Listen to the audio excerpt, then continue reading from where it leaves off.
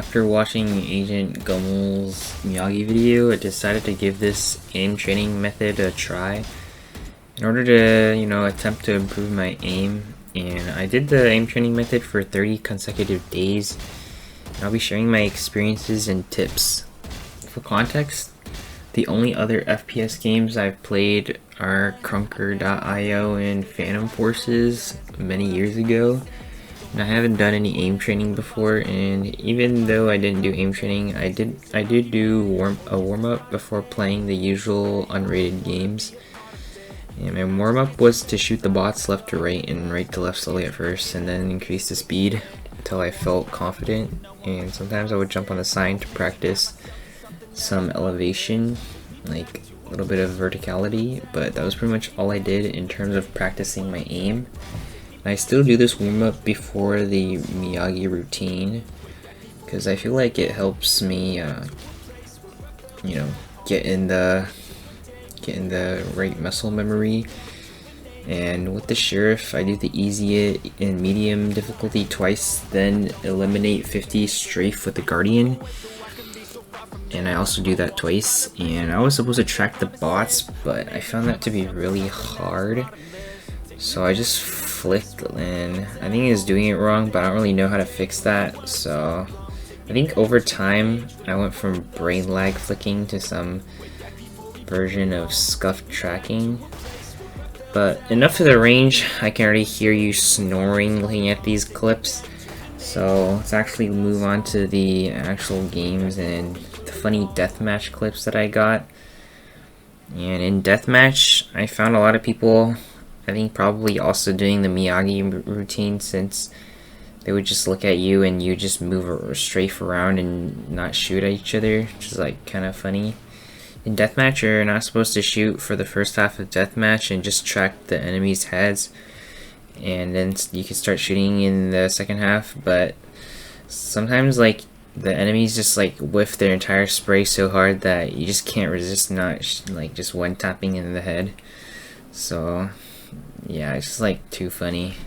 I feel like the main thing Miyagi does is just get rid of bad habits of spraying. I mean, spraying isn't that bad, it's good situationally, but generally I feel like just tap firing is almost always better than spraying, because you get more reliable kills that way. And yeah, that's like the one thing I picked up from Miyagi, is to pretty much always tap fire.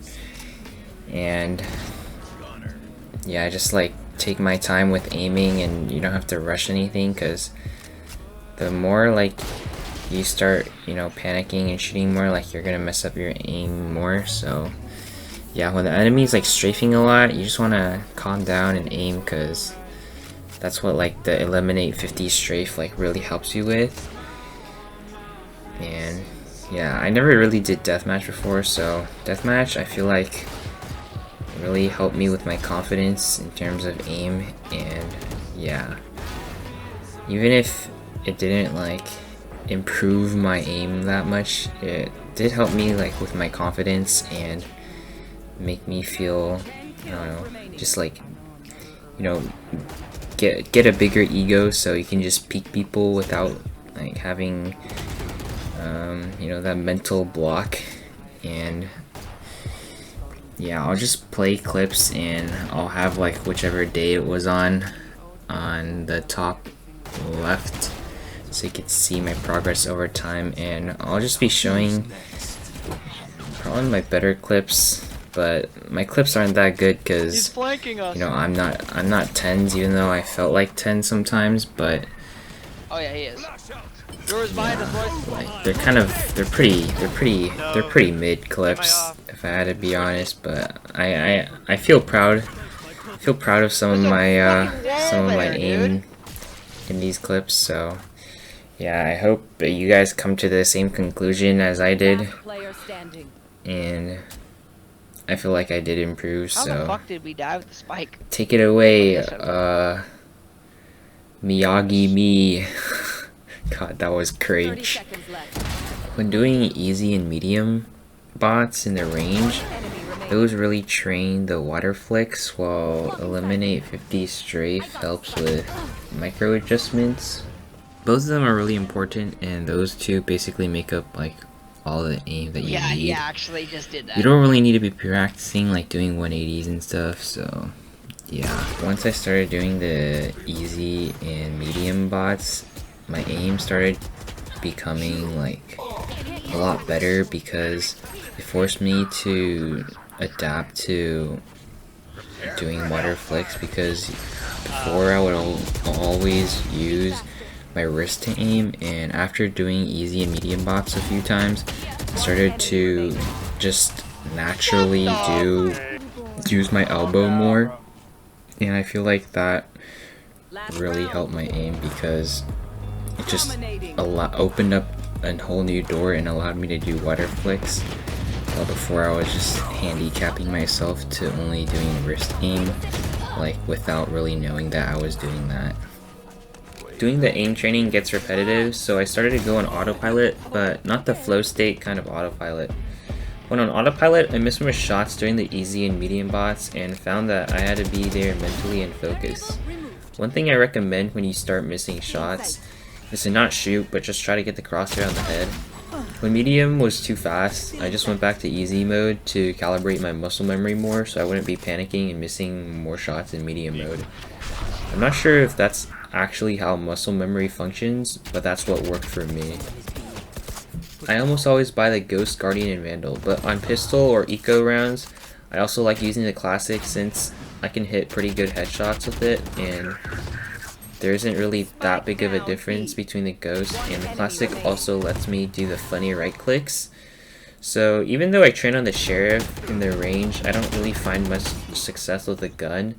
And the Guardian is a really good gun, and I think I buy it more than the Vandal, but not because I'm always broke, even though that is a advantage that the Guardian gives you. The reason is because it makes me more precise with my aim since I always go for the headshot. It also completely eliminates spraying since the Guardian is unable to spray, which is also very beneficial. When I first started doing deathmatch, I noticed that people can take a very long time to kill you, and going for a one tap just beats the time it takes to put 4 shots into you, assuming those 4 shots are accurate.